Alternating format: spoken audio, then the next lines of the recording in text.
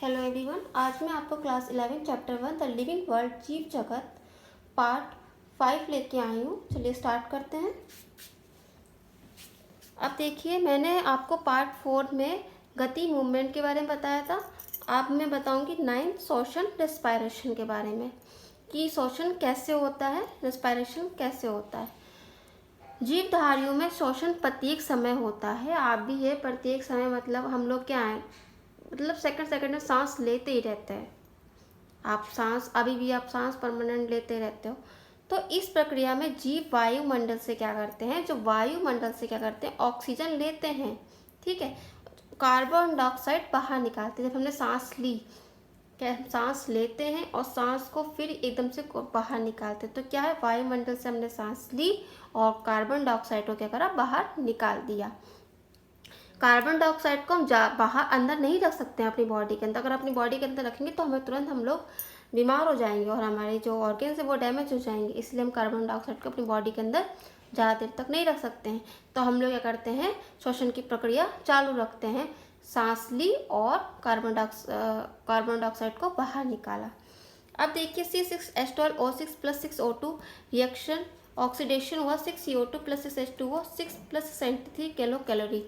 अब क्या हुआ, इनमें क्या ऑक्सीडेशन हो रहा है, ग्लूकोज का, ठीक है। तो उसने क्या करा, इतनी एनर्जी बनी। क्या बना, इतनी किसकी प्रेजेंस से बनी, ग्लूकोज के प्रेजेंस में हमें ग्लूकोज से ही हमें क्या मिलती है, शरीर में एनर्जी मिलती है। हमारी बॉडी को ग्लूकोज से ही एनर्जी मिलती है।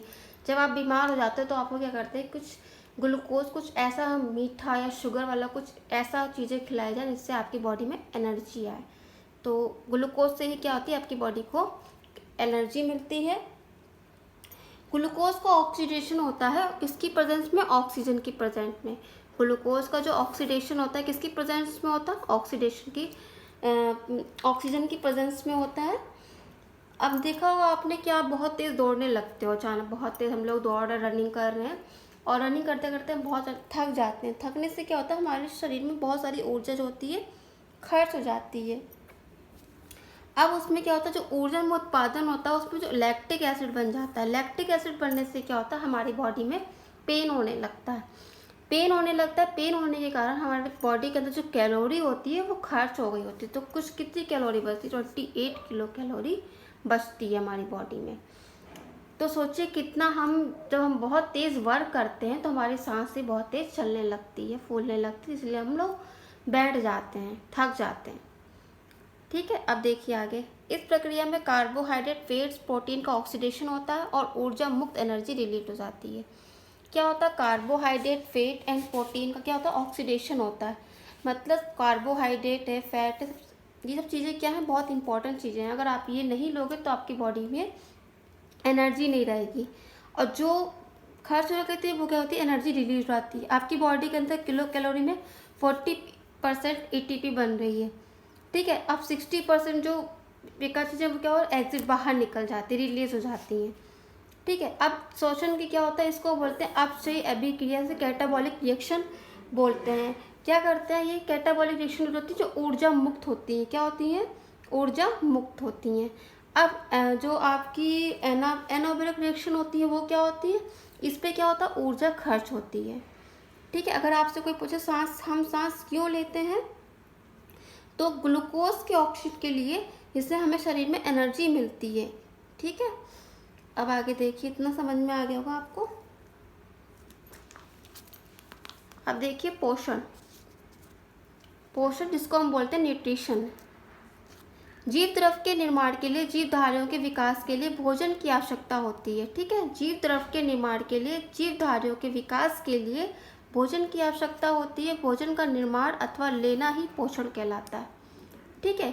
पोषण क्या है, जैसे अगर आप कुछ खाओगे पियोगे नहीं तो आपकी बॉडी के अंदर एनर्जी कैसे आएगी, कैसे आपको न्यूट्रिशन मिलेगा, कैसे आपकी बॉडी के अंदर जो हेल्थी रहेगी, कैसे आपके ऑर्गेन्स अच्छे से ग्रो करेंगे, नहीं कर पाएंगे। अगर आप अच्छा खान पान नहीं लोगे तो आप भी क्या होगा, बीमार हो जाओगे, आपको बीमारियां लगने लगेंगी, जिससे आपका शरीर खराब हो जाएगा।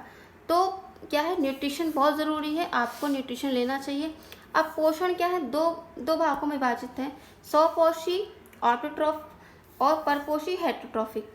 ठीक है, अब स्वपोषी कौन से होते हैं पौधे, जिसमें प्रकाश संश्लेषी व रसायन संश्लेषी जीवाणु, मतलब जो अपना भोजन बना लेते हैं खुद से, स्वपोषी। ठीक है, परपोषी होते हैं जो अपना भोजन खुद से नहीं बनाते हैं, वह दूसरों पर निर्भर रहते हैं। वो क्या करते हैं, इन पे निर्भर रहते हैं। जो इनका भोजन बना बनाया होता है वो इनको खाने को सोचते हैं, इन पर डिपेंड रहते हैं। जैसे एनिमल्स हैं, वो क्या करते हैं, अपना भोजन तो बनाते नहीं है, लेकिन जिसमें खुद जिसको फूड होता है वो क्या करते हैं, उसको ले लेते हैं। ठीक है, आगे देखिए। अब आपका ये टॉपिक फिनिश ही होने वाला है, कुछ इंपॉर्टेंट टॉपिक है, बस वो लेके चलूँगी ज़्यादातर। 11th है उत्सर्जन, एक्सक्रीशन। शरीर में बनने वाले अपशिष्ट पदार्थों को शरीर से बाहर निकालना उत्सर्जन कहलाता है। अब क्या होता है, शरीर में जो बनने वाले अपशिष्ट पदार्थ जो आपकी बॉडी के अंदर जो बेकार वेस्ट मटेरियल हैं, वो अगर बॉडी के अंदर काफ़ी टाइम तक रहेंगे तो आपकी बॉडी को नुकसान पहुंचाएंगे। ठीक है, तो उनका निकलना ही बहुत ज़रूरी है। उनमें क्या होता है, उनका निकलना बहुत ज़रूरी होता है। वो जैसे आपकी बॉडी के अंदर ग्लूकोज का ऑक्सीडेशन हुआ, उसके बाद इतनी कैलोरी है।